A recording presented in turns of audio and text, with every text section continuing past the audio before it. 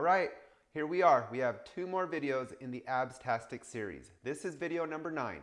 For these last 2 videos, I'm going to be stepping it up in a big way. We are going to be doing more complex moves, incorporating some different kind of props, and just making sure that these last 2, when you get to that level where you feel you can really push it, you can utilize these last 2 videos as examples and ideas for you to incorporate into your workouts. Of course, always consult with a professional before starting any exercise routine. And the videos that we've done up to this point, you can use to step up to these last 2 videos when you feel like you're comfortable enough to do so. So I'm very excited to introduce 4 moves today, and we're going to be utilizing a bench top. You'll see it when we go on the floor if you don't know what a bench top is, but it's basically a platform. And so there's some other things you could probably use as a platform, but a bench top is best. If not, you can do these moves on the floor. They just won't be as effective, but they still will be effective. So we're going to be doing some where they're called reverse crunches. We're going to be doing some regular crunches, and then we're going to be doing reverse crunches with some difficulty that will really hone it all in. So we are going to go straight into all 4 moves, and I'll show you all 4, and then it's up to you from there what you want to do. You can put these into any type of workout, mix and match. You can do all 4 moves times 2. So you can, do move 1, 2, 3, 4, and then repeat. However you'd like to set it up, but I want to show you these 4 moves because they're going to be really great for your core. We're all about slimming and trimming and shaping that midsection and getting to the goal of abs. That's what my goal is, and every week I'm getting closer. And these are the moves that I do that help me get there. So these are what I'm showing you throughout this whole series. So let me know what you think so far. But right now, before we go down to the floor, please subscribe to my channel. I really appreciate your support and viewership. I provide a different opinion. I provide, different knowledge set, different viewpoints. And so it's always good to get that, get some diversity and not just always go down the same routine route. So please subscribe and I appreciate it. And I'll see you on the floor. All right, so this is a bench top. Let me scoot out of the way real quick. Usually it comes with a set of risers so you can lift it up higher during certain workouts to make things tougher. I'm going to cover this with a mat just to make it a little more comfortable. And the idea of this, we're doing reverse crunches. So we're going to be laying on our back and utilizing the top, holding it to help us do reverse crunches. So I'm going to show this all to you now. We're going to do move 1, then move 2, then move 3, and then the very challenging move 4, and then we'll wrap this video up. All right, so first move is simply crunches. And being a little bit elevated on the bench, you're gonna notice a difference than doing crunches just flat on the floor. And so you just, of course, wanna put your hands by your temples. As you go up, you wanna tuck your chin in, not your knee. And then you want to bring your shoulder blades up off the ground. And I like to go at a 1-2 pace. So 1, 2, 1, 2, 1, 2, 1, 2. And we can do this 2 more times. And then you can mix it up and go up quick and hold. By holding up here, you're really engaging that core. Down, up, hold. And then you go down 2, up, hold, down 2, and you'll see the difficulty in holding at the top. So you want to make sure your core is engaged and tight. So that's move number 1. It's crunches, and I showed you 2 different forms, going up at a 2 count and down, and then going up quick holding and easing back down. Now we're going to move into move number 2, which is simply some pulses. So you want to get your hands, lower them down. You're going to come up and you're going to pulse. And I like to do 8 at a time. 4, 5, 6, 7, 8. And then you just want to slap the bench, but keep your head and shoulders up and come up and keep going. 4, 5, 6, 7, 8. Crunches or any type of pulse movement is excellent for any part of the body.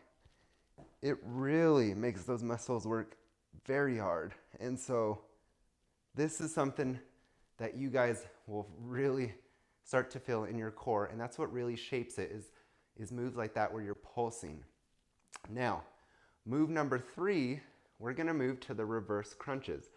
So you want to hold the back of your bench, And you simply, instead of moving your upper body, you're going to move your lower body. So you're going to come up for 2, come down for 2. So this is bringing the focus from the upper abs to the lower abs. And you will start to feel this. I wouldn't say it's the most difficult, but it's more difficult than it looks.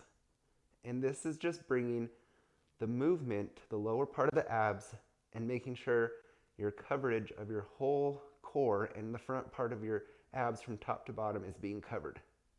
All right, so that's the reverse crunch. Now, for the hard part, move number 4, we are going to do a reverse crunch. Then we're going to shoot up, bringing our tailbone a little bit off the ground, going down to a 45-degree angle, and then bringing your knees in. And then you put that on repeat.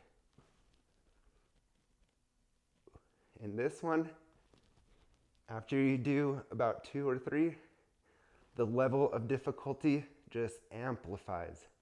And that core just starts to really, get exhausted, which is what we want. We want it to work hard because we want results. And so this is move number 4, and it's a good one. So now that you saw all the moves, I'm just going to talk briefly about them again.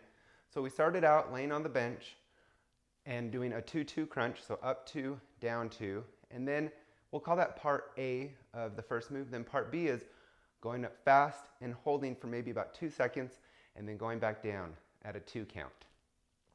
So that one alone focuses mainly on the upper core, and it's good for stabilization and just making sure that crunches are just really good at that movement that really hones in on the front portion, and especially the top of your abs. Then, number 2, we put our hands forward when our knees were like this, and we pulsed. It's important to keep your shoulder blades up off the ground, your chin tucked down, looking through forward through your legs, and you're doing a pulsing movement. So you're not moving a great amount of distance, you're just pulsing. That any move that you do pulses in, whether it's a squat movement or bicep movement or your abs, that really engages and really just puts extra work into those muscles, and that's what really gets you the results, is the pulses. I really like pulses.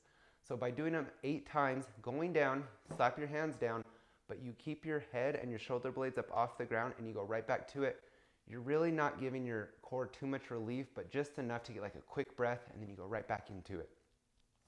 Then we went into move number 3, which is the reverse crunches. So we're taking the focus from here down to here, which is a lot of people have trouble with the lower part of their core. That's where, some fat might tend to just kind of sit and stuff. So a lot of people like to focus on that. These are great moves, these last 2. So the reverse crunches, by bringing, your legs up and down, you will feel it. Like I said, it's not the most difficult move, but it's more difficult than it looks. And it's a great one for that lower ab portion of your core.